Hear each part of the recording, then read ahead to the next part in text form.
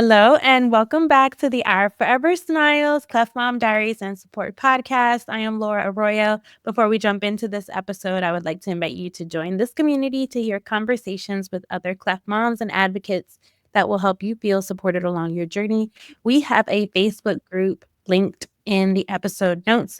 So please join that group. We have a group of incredible moms and advocates and just cleft affected individuals, all ready and available, and we love to talk. So I know one thing or the reason why I started this podcast is because I love talking about my own personal journey, and I wanted to talk about this all the time. So what better way than to have the opportunity with other people that wanted to talk about their own journey as well. As a note, we are not medical doctors, and we do not intend for you to use information that we share here as medical advice. We are parents and advocates who love our children, and we are sharing our own personal experiences. Our next guest today, she actually reached out to me, which I love when people reach out to me. That is like it means that the podcast is reaching other people. We're engaging, and it's just awesome to hear that people have been impacted by your stories and people want to share their own stories, right? Like people are excited to educate others and just advocate for their own children, and also to let you know that they are there with you. So today we have Daryion, born and raised in Utah. She's a stay-at-home mom of 3. They are ages 4, 2, and 1, and she considers herself to be a crunchy cleft mom. Welcome, Daryion. Hi, I'm so excited to be here. Thank you. We're so excited to have you, especially I was reading through Darion's pre-questionnaire, and she shares that she's a crunchy cleft mom, but after reading the questionnaire, I'm like, oh yeah, she's really a Really out there, yeah. I'll take it. um, but there's so many fascinating elements to your story. I feel like everyone's cleft journey we're so similar, right? We have the same like experiences, but they're also very unique.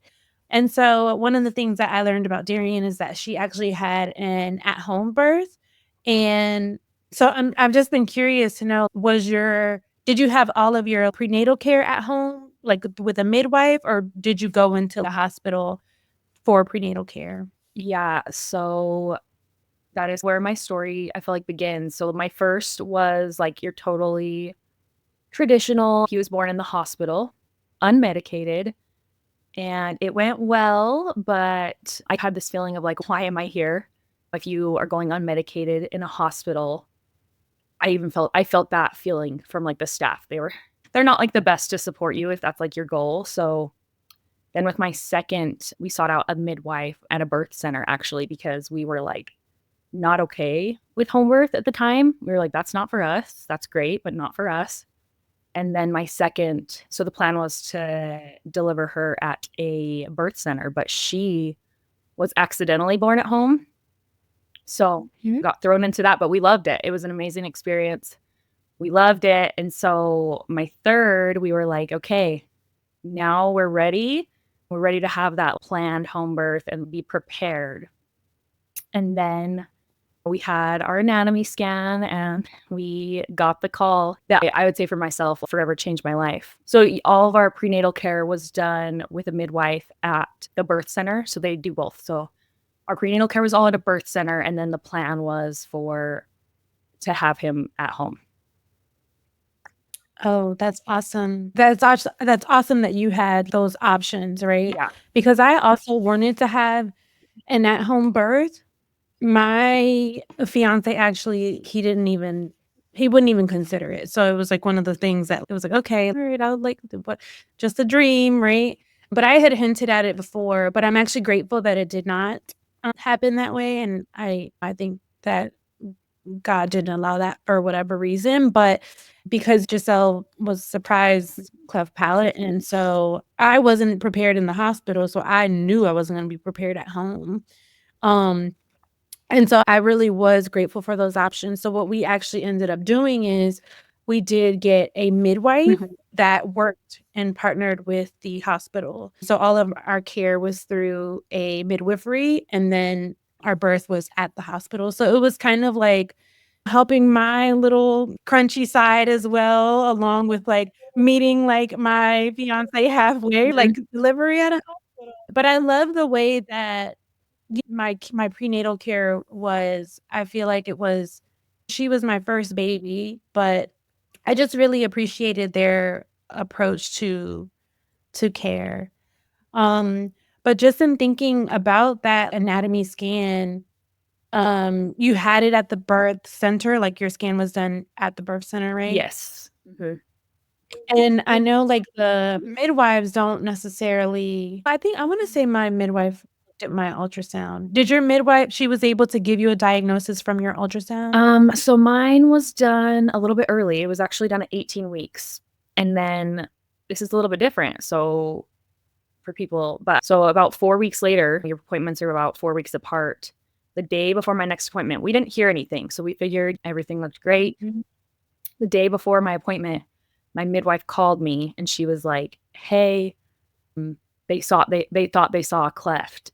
Can you come to your appointment early?" And that's all she said. And so I had about 24 hours of, as we all do, I'm pretty sure you had the surprise diagnosis, but everyone who finds out before, I think directly after is like an absolute spiral. Yeah. Yeah. No, for sure. But like I got stuck on the day before your appointment. Did they forget to tell you, or was it like hard for them to like Yeah. pick up the like they were eating it themselves? That's so I odd that they go waited. back and forth of, okay, I think they did it for a reason versus, okay, why didn't they tell me immediately? Because she did say they wanted to wait for the baby. Like I said, I got it done at 18 weeks. So at this point, I was 22 weeks. So they were waiting for the baby to get bigger so they could Mm. confirm. So I guess like I am grateful that I wasn't like waiting 4 weeks. What is this? Mm. Does he have a cleft? Is there anything else? So I think that's why she waited to call me like right before my appointment versus waiting, Yeah. like the wait and the wondering. Yeah, because it's a day before, then if you're gonna see them, you'll be able to see the baby like the next day versus that's a great perspective, I think, too. Yeah. And you talk about like finding out about it, like emotionally, what does that feel like? Or how did you Yeah. and so she tells you before, the day before. And so I think when people are like, oh, we suspect it, like there's always this hope, right, that they're Yeah. wrong. Oh yeah. And so did you have that at all? Yeah, because she had said her wordage was they thought they saw a cleft, like there might be. So there was definitely that. My husband was very much, no, he doesn't have it. Like she said, maybe. But for me, so I actually have a cousin who was born with a cleft. For me, the cleft was not, I was a little bit familiar with it. So I really didn't have any fear. I was like, okay, the cleft, we can do that. I was scared. That's all the information I had. So I was like, is my baby going to live? Is there anything else? Because sometimes that can mean a bigger diagnosis. But then I think the biggest thing that I was upset and spiraling about is I was like, okay, I'm screwed. There goes my home birth. I'm going to have to find a new provider. I'm going to be like, in my head, I'm like, I'm going to be seeing maternal fetal medicine. I'm going to be in the hospital. My baby's going to be in the NICU. I'm not going to be able to feed my baby. Like all these things that I was just assuming were not going to be possible. And that for me, as a crunchy mom, those were like my biggest fears. I didn't want any of that. That's where I was for 24 hours, just devastated, I think. More so about that than the actual like possible cleft. And when they actually confirm it, were they able to confirm it the next day? Yes. So I went in and super nervous. I went by myself. My husband was at home with our older children. And so the office manager of the birth center, she actually said to me before I went in, she was like, just so you know, even if your baby does have a cleft, it actually doesn't mean that you have to be risked out of care. You can still have your baby here. We still want to support you. She said that, and I was like, okay, I'm okay. It's going to be okay. So then luckily we went in, and I don't know how it works for everybody, but the sonographer, right? She was like, what are you in for today? And I was like, oh, we're looking to see if my baby has a cleft. So I was really. Hold on. That would have totally irritated me. What? That would have totally irritated me. What do you mean, what am Well, I in here for? yeah, she didn't know. So she was like, "What are you here for today?" And I was like very blunt. We're sure Yeah. to confirm this. I want to know right now. I was nervous that we'd have to like wait for like somebody to look at it because you know how sometimes they like can't say anything. And I was like, "No, Mhm. like I need to know right now." So Wow. she was able to confirm it, and she was really great. She got a really good image for us, which I think is can be really helpful.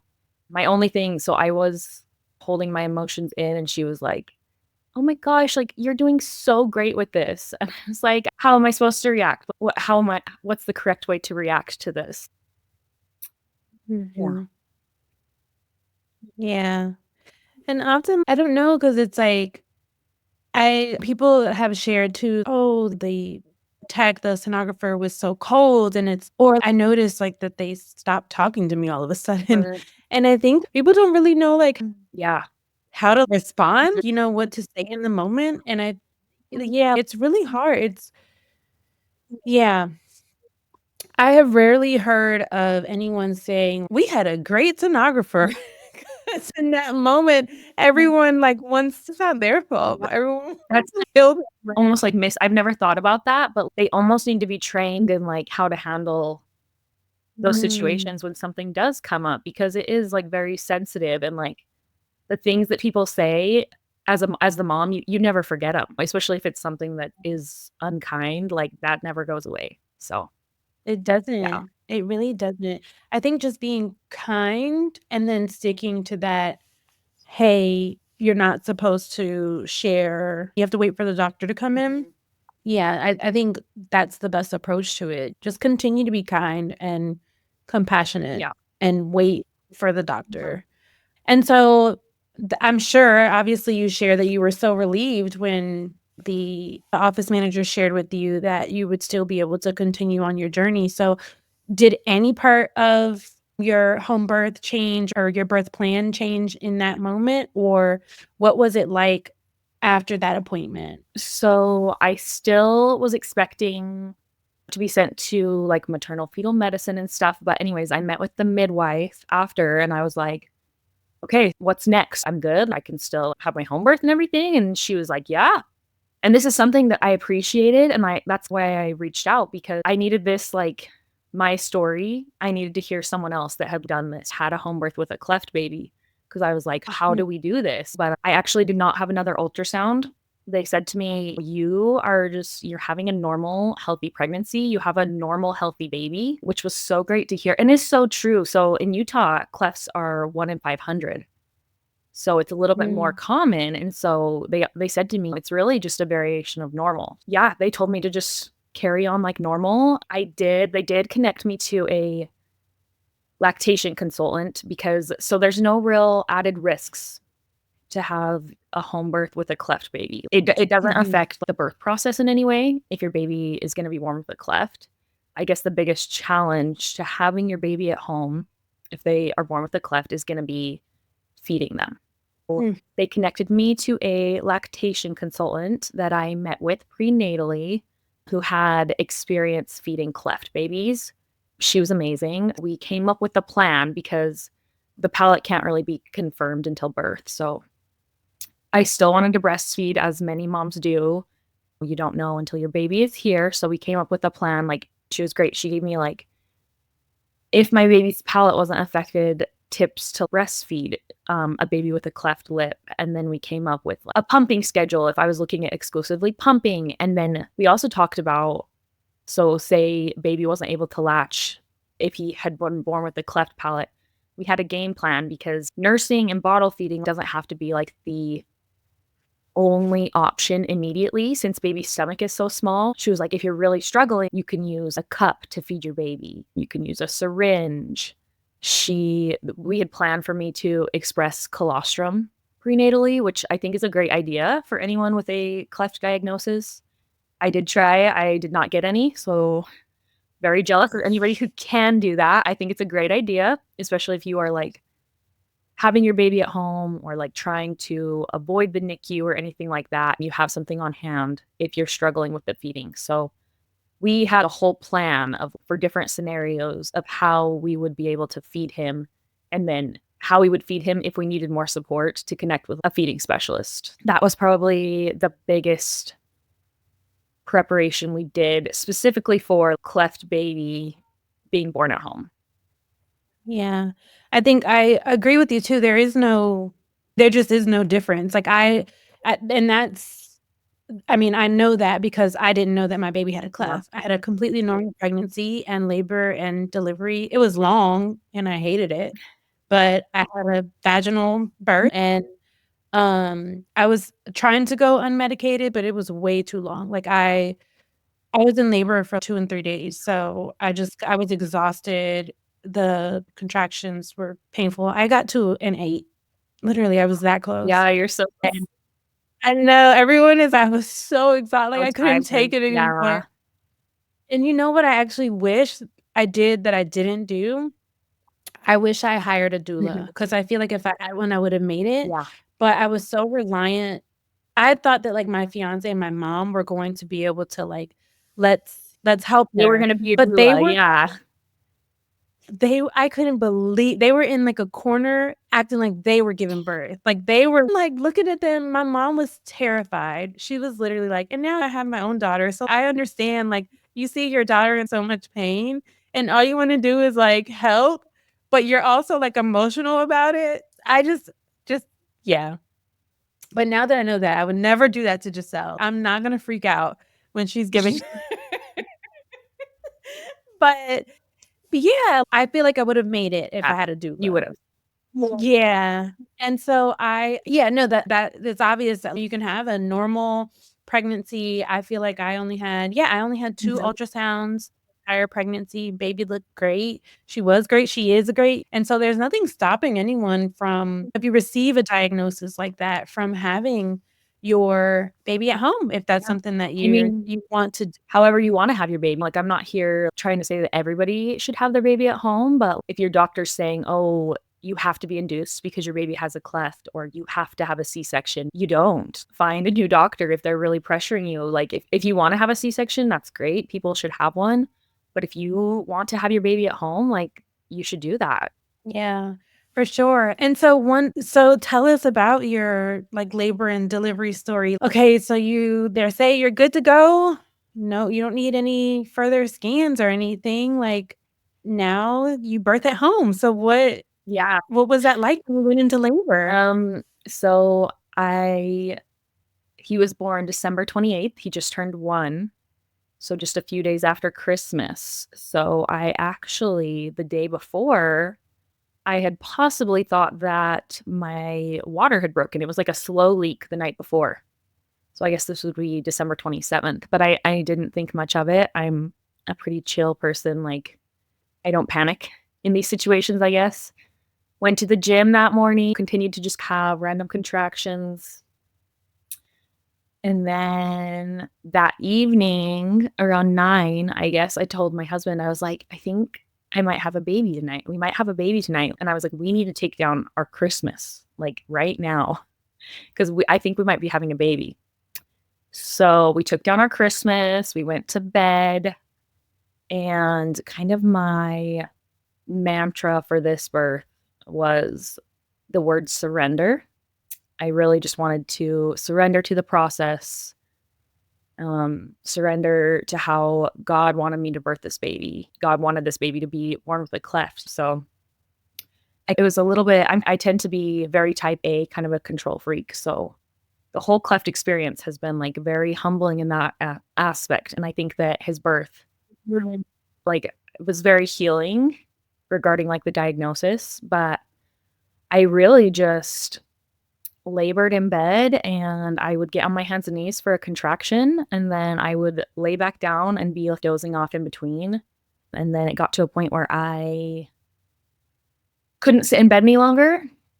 And my husband called the midwife and I was like, "No, I'm fine. Like, it's not time. We don't know." I was like, "I'm going to get in the bath to see if it goes away," which I wasn't timing things.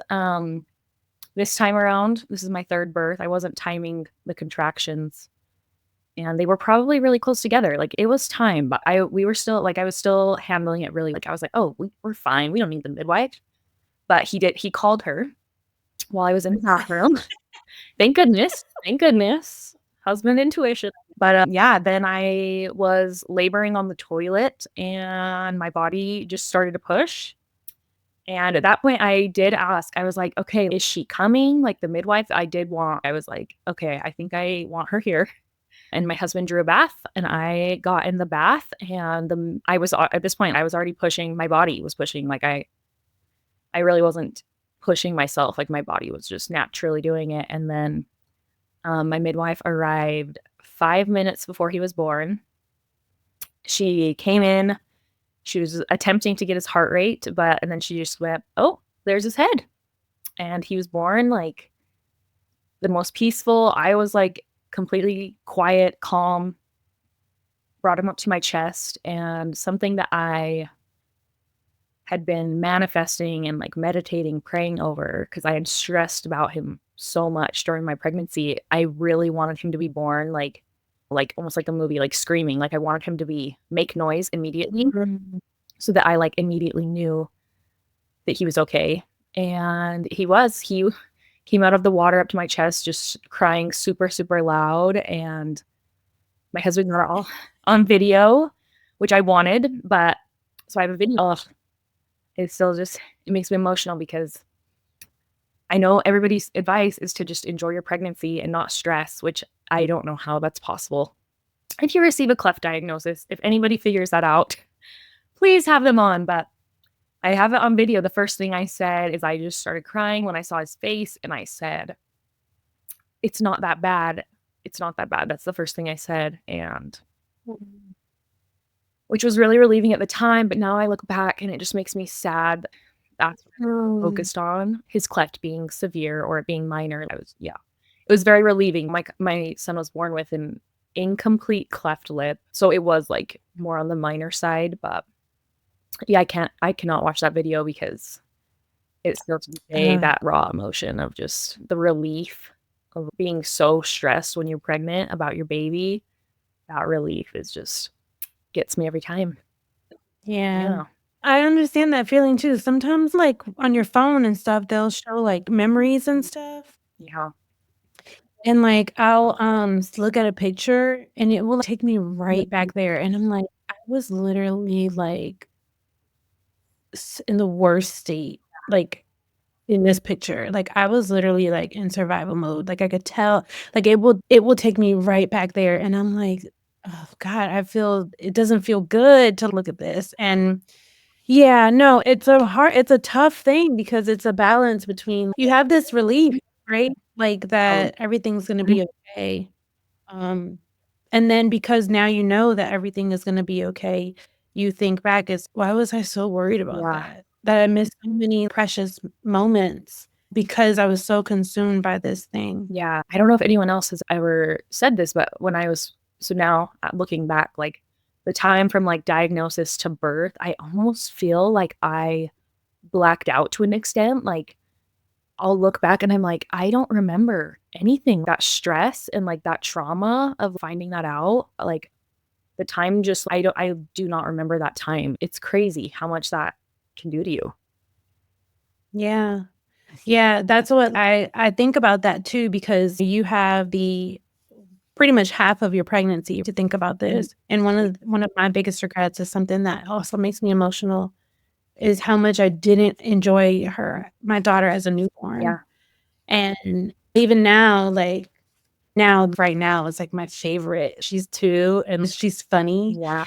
And yeah, right now is my favorite time, but I mean, I do look at those pictures and I wish I could go back, and she was so small. She was so tiny and, like, just needed me and was like a little ball, and it's just, there's so many things that I wish were different, but that's just not our story, you know? Yeah. I've had to, like, come to grips with that.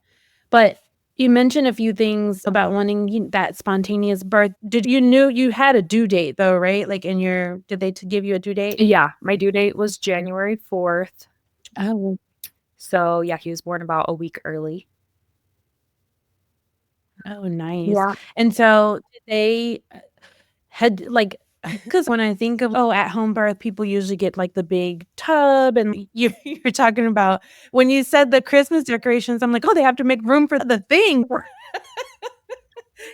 So Oh, did you do any of that? so Part of I it? was accidentally born at home. And our house is a new build, so we've been in our house now for 3 years, so it's a new house. So when my second was born, everything was like brand new. We had only white towels. We weren't prepared for that. So she was just born in our bathtub and like it was great. It's really easy cleanup. Anyways, so for my Mhm. third, I was like, oh, I loved it. Let's just do the same thing. And I'm very much somebody, this is my question for people who use the pools is I'm like, how does the water stay warm? If I want the water, like the pain relief from the water, I like my water on the hotter side. I had planned for to just use our bathtub at our house, which for me worked great. Some people like to move around more, but yeah, for me the bathtub is great. Yeah. And did you like fill it up or was it empty? Filled up. Yeah, filled up. Yeah. Okay. So that like hot water is like highly recommend. Like this last birth, I really would not say that I felt pain. Like it was uncomfortable Mm. and there was discomfort, but like it really was not painful. And I really think that is because I truly just surrendered to my body, let my body do the work. I did not tear, which was amazing, especially like when you've got all those cleft appointments to go to so quickly after birth. So that was such a blessing. Afterward, this is something that I also think. So I always say we have all these specialists for our cleft babies. We've got our surgeons, we've got our ENTs, all the people.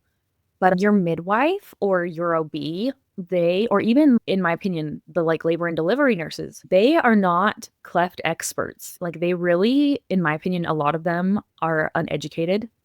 So my midwife actually did the newborn exam. And at the time we didn't know about his palate. And she like felt his mouth and she was like, oh yeah, like he has a small one, like he has a small cleft palate. And like my intuition was just like, what? I don't know. My intuition was saying like, that's like a weird verb, like a small one. What does that mean? Anyways, after she Mhm. left, we looked in his mouth because like I said, she's not a cleft expert. That's not like her field of expertise. As parents, we really become the cleft experts, but we looked into his Mhm. mouth and she thought, so my son has incomplete cleft lip with a gum notch, and then his palate is technically he doesn't have a cleft palate, but he does, but it's called a submucous cleft palate. But so his palate, unless it looks like almost normal, if that makes sense. But so she thought that his gum notch was the cleft palate. That's like how little she knew about clefts. So she thought that he had a cleft palate and he did not. Like as far as birth goes, if your doctor's saying that you have to do X, Y, and Z, they don't know about clefts. They really don't. They don't. Yeah. They don't. My labor and delivery nurse was like, breastfeed and keep doing it, keep trying. Oh yeah. And I'm grateful that she was like supportive of breastfeeding moms and she's reassuring me. Now, if her palate was intact, then that she would have been the great. I really wanted to breastfeed. But the minute that they told us that she had a cleft palate, if anyone in the room had that education that she wasn't going to be able to breastfeed, it would have saved all of us a lot of grief. But how did you learn about what is it called? Is it some Yeah. mucus? Well, yeah, we really thought we were in the clear. He had like more of a minor case. Gum notch, he's actually not missing any bones. Like we don't have to do a bone graft. But then we started having some weird things happening. He was still having things coming out of his nose, which like he didn't have a cleft palate, but he was still having things coming out of his nose. And so I was like, okay, that's not normal. Neither of my other kids had that. And he had a little bit of like gas issues. Mm. And then he initially passed the newborn hearing screening. And then actually my surgeon recommended, he said, when you go to your 6-week follow-up, ask if they'll do another one. And I was like, okay, sure, like the midwives, because they can do that at a home birth. They do all of that stuff. But so at my 6-week appointment, it had said like he didn't pass that, like refer. So that led us to ENT. And the ENT is the first one that noticed. He said, I think they have to confirm during lip repair surgery just because they don't want to like make him gag and throw up. But I think your son has a split uvula. So his uvula is like split in two. It's like kind of funky looking. And then along with that, we weren't entirely sure, but they thought that he was getting fluid in one ear, which is pretty uncommon. He was about 2 months old at the time. It's not normal for kids to have fluid build up at 2 months old unless there's like an underlying issue going on. So we decided to go with ear tubes during lip repair surgery. And at this point, our team is amazing because a lot of times the submucous cleft palate is not found for a really long time, but I'd already heard this term. They were like, we are suspicious that he has this. We'll be able to confirm during lip repair when he's under anesthesia. We can look at his palate and his throat a little bit more. So lip repair went really great, but it felt like a punch to the gut. I think a lot of cleft journeys are like that. You take one step forward and 2 steps backward, so it went great, but then they said that they did confirm that he has a submucous cleft palate, and then he also had hearing loss because he did have fluid in his ears that had built up that quickly, and that the damage from the fluid had caused a little bit of hearing loss. So that is when we found out about that, and it's hard to find like the submucous cleft palate. I had not heard about that. And it's hard to really find a lot of stories about that. So, yeah, it's a whole different journey that we got to start.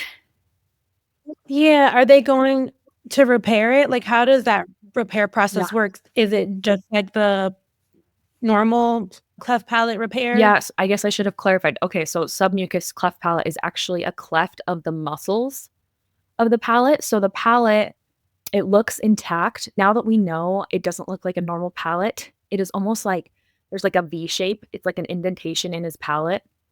And you can very clearly see that there is like a gap. So it's almost like he has a cleft palate that was like covered by the mucous membrane, like the skin of his mouth. We are in this wait and see gray area. Not all of them have to be repaired because of his ear issues. That could potentially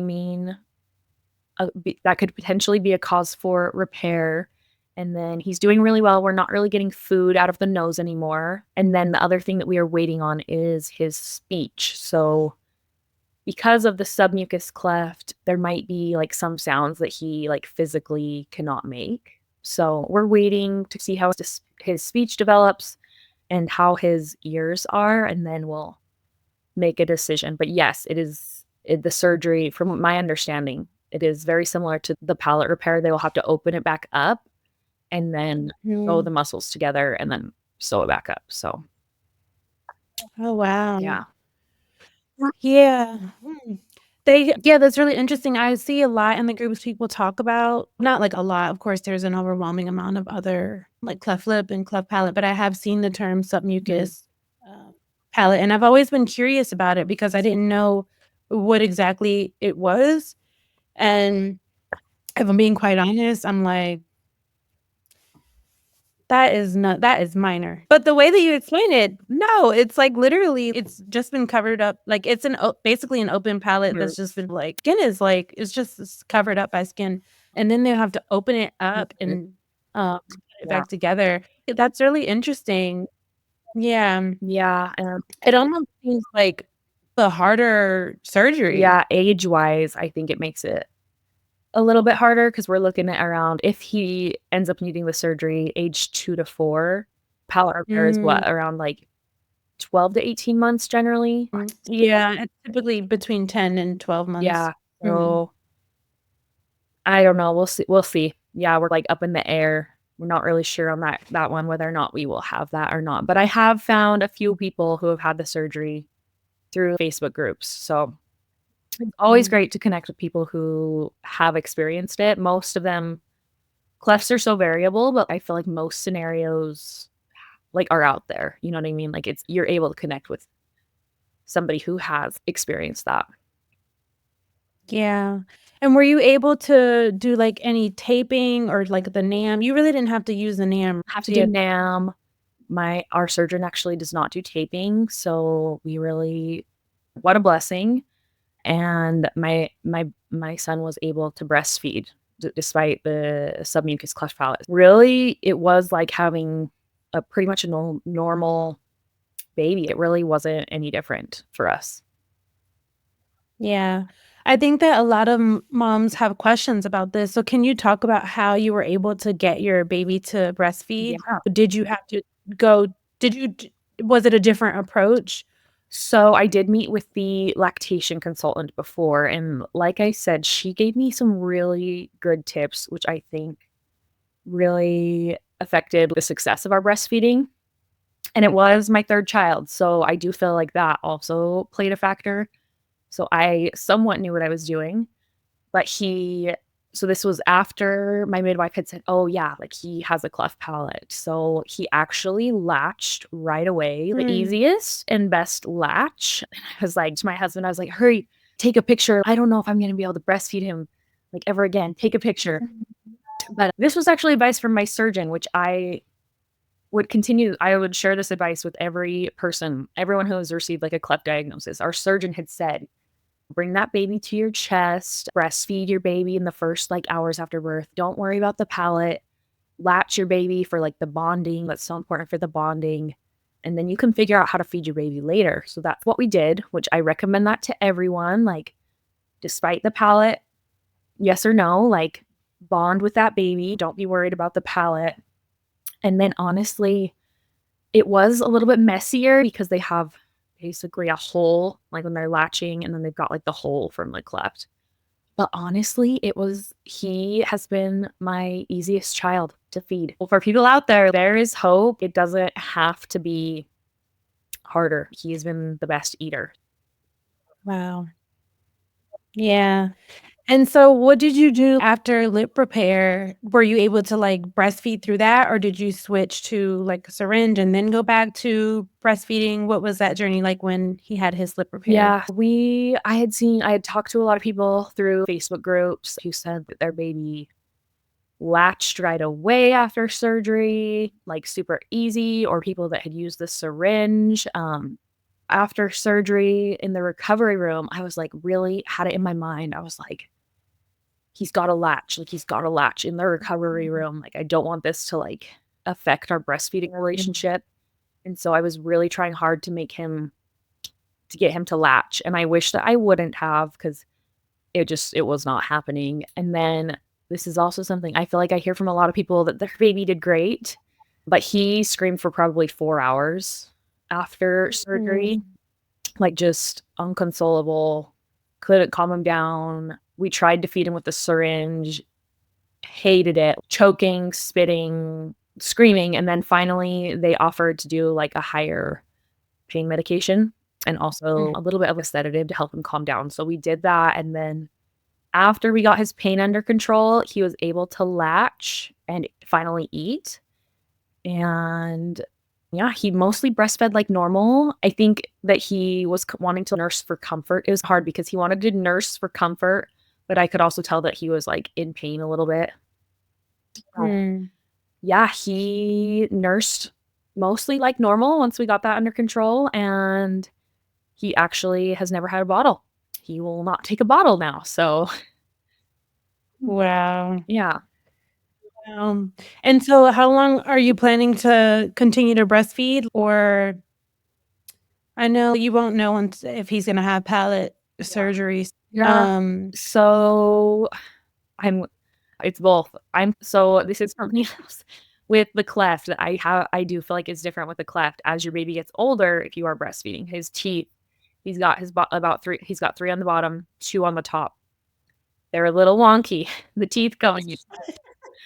And it hurts. Like, his latch is good, but because his teeth are a little bit or a lot bit misplaced because of the cleft, it's becoming pretty uncomfortable. So there's a part of me that is, like, ready to be done because it's painful for me, but the other side of me is I think it's great to be able to breastfeed, give him breast milk through surgery. yeah. But with palate repair, I don't even know if he would be able to nurse through that. I know it's a liquid diet, but that is a long time. I don't know if I have it in me for that much. So We'll see. To be determined. Yeah. Yeah. And so seeing your baby after lip repair, what was that experience like? Did you have I know it's bittersweet for a lot of Yeah. people. Would you say you experienced similar feelings? So I was actually I have a cousin who was born with a cleft, and so I have seen her go through that process, and she's 10 now, tentatively. I don't know exactly how old she is. So that experience is actually, like, fresh, and while I was pregnant, actually, she had a surgery, and they invited me to go with them. So I got to see her, like, come out of anesthesia and what it looks like to see somebody who you know their face come out of surgery with the swelling, the blood just looking different and them just being, like, out of it a bit. So that I feel like that experience, like, really prepared me. So, um, it wasn't it really wasn't too much of a shock to me, like, seeing my baby after, like, it's hard to see them, with all the cords and the monitors, but I know some people feel, like, super emotional. Mhm. I didn't really feel that, yeah. Yeah, that was such a great idea because I know it's less of you see your baby in pain, and so that's, like, hard to look at and to witness, but I think it's also, like, the hospital setting, like, exacerbates that, Yeah, and so you get the beeping and there's other kids in the recovery area, and you're not prepared for that, yeah, you know what I the mean? whole Like, you're not experience, yeah. yeah, the whole experience just makes it like, "Oh my goodness, get me out of here," Mhm. type of thing. Yeah, that was such a great idea to have you come to ease yourself a little bit into what that process, like, would look like. Yes. And so, obviously, you're a mother of 3, you're breastfeeding, you have these surgeries and these appointments, like, how have you been able to balance it all, Yeah, like, through all yeah, this? How that's have you such a great made question it because I work? feel like I see this a lot, similar situations online. My kids are very close together. They're all about 18 months apart, so that was, like, one of my biggest fears of, "Oh my gosh, like, how having 3 children alone that close together is a lot, but now to have a child with more complex needs, like, how to balance that, and with surgeries, giving your other kids the attention that they need, helping them through it as well, because it affects, like, not just the baby, not just the mom, like, it's a whole family thing. I think the biggest thing is just trying to with your other children, trying to make small moments special. Like, you might not have a lot of time, but even if it's, like, doing the bedtime routine, like, having some quality one-on-one time with each child, like the bedtime routine, or I remember I would take, like, my older 2, my husband would watch the baby, and we'd go get lunch together just to have some special Mhm. attention. I am very, like, blessed to have family close by, so they were able to help me with my older 2, um, watch them because we did have to travel about 2 hours for all of our 2 hours there, 2 hours back, so I guess 4 hours in total to every appointment. It's like a whole day thing, and I'm really blessed that, like, I was able to have somebody watch my older 2 so they didn't have to be, like, drug along for all of those appointments and things like that.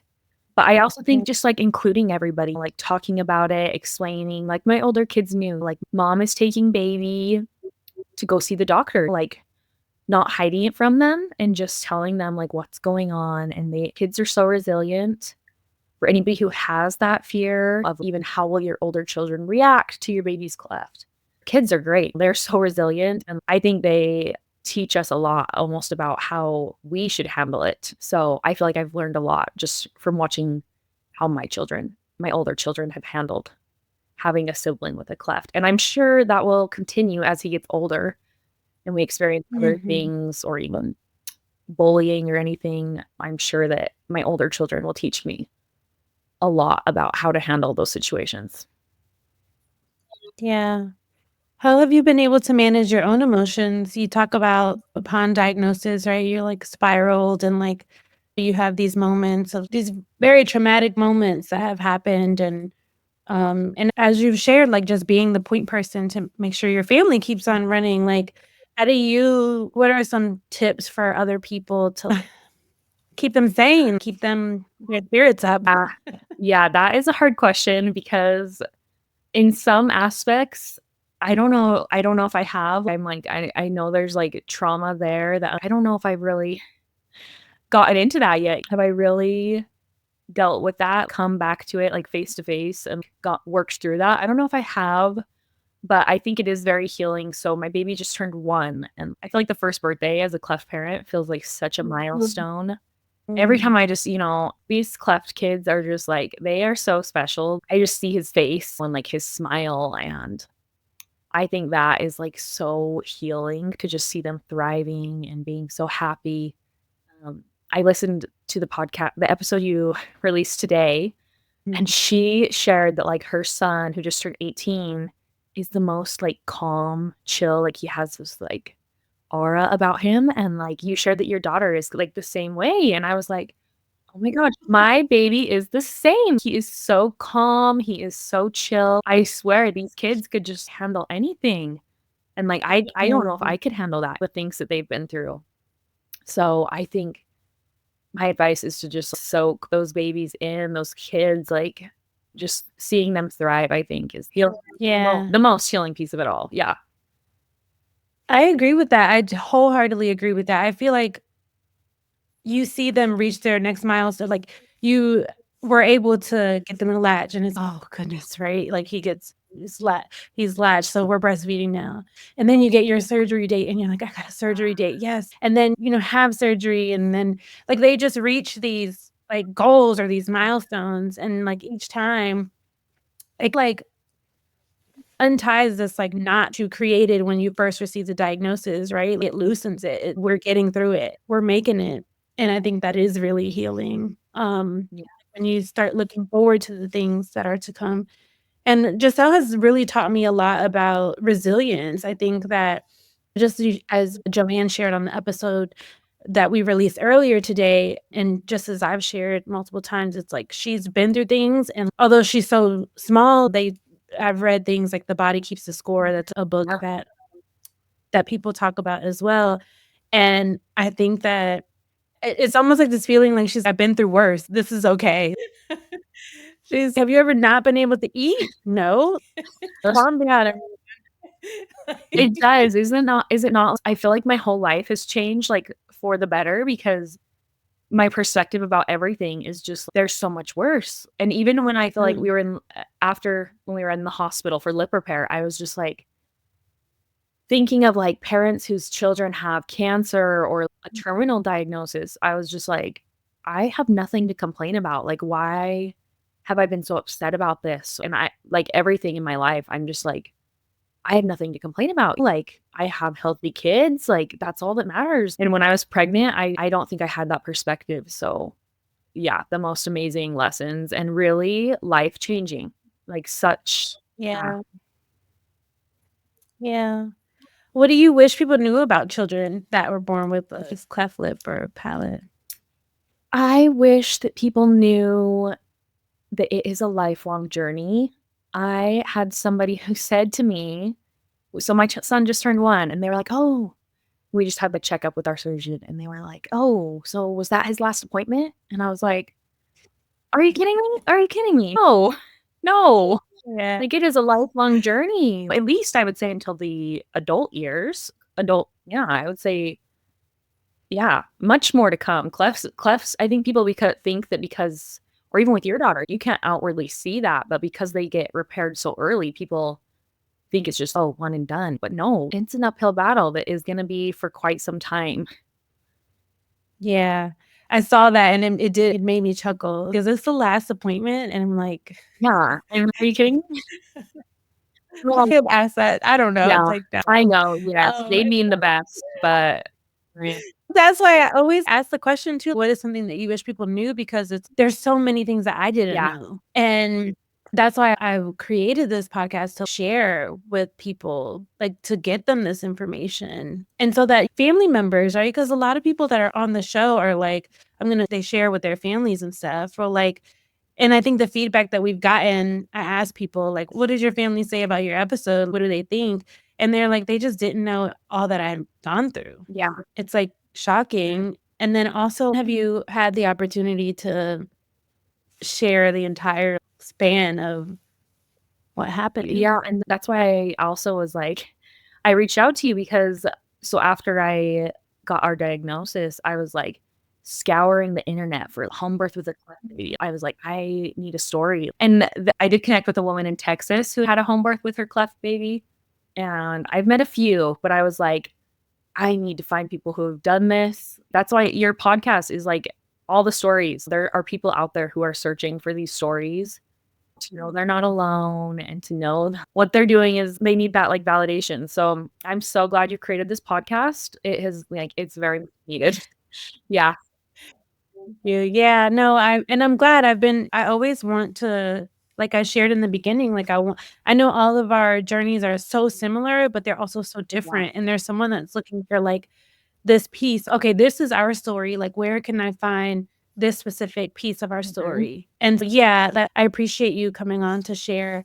What do you think has been the biggest lesson that you learned in all of this? I think my biggest lesson and also like my advice for cleft moms out there, cleft parents, is to have the confidence and be your own child's like personal cleft expert, right? So we have all these specialists, we have amazing like modern medicine, but at the end of the day, for your whole like the whole child going from birth through their entire life, like you as the parent are going to be your own personal child's cleft expert.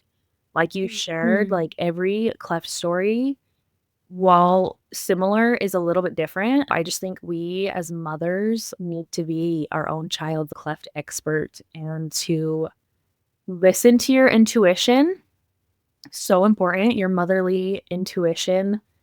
And I also think that cleft moms should stand up for themselves. You don't have to give up everything. So, whether that be in birth or when it comes to surgery, if Mhm. you have specific needs or wants, you should fight for them. And you don't always have to just go along with what the specialists say needs to happen. Like, you don't have to give everything up. Like, you can still have an opinion and have a voice. So, It's mhm, important. If you feel like something isn't quite right or you have a hunch or a gut feeling, ask about it. mhm. Ask, like, sometimes you have to remember these are just hospital systems, Yeah, and, like, sometimes things are just being done just because they've always been done yeah, that way, totally.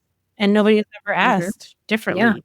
And yeah, that's really critical and I think super important. So thank you for sharing that, and thank you for being on and sharing your unique experience. I really appreciate Yeah. it. Thank you so much for having me.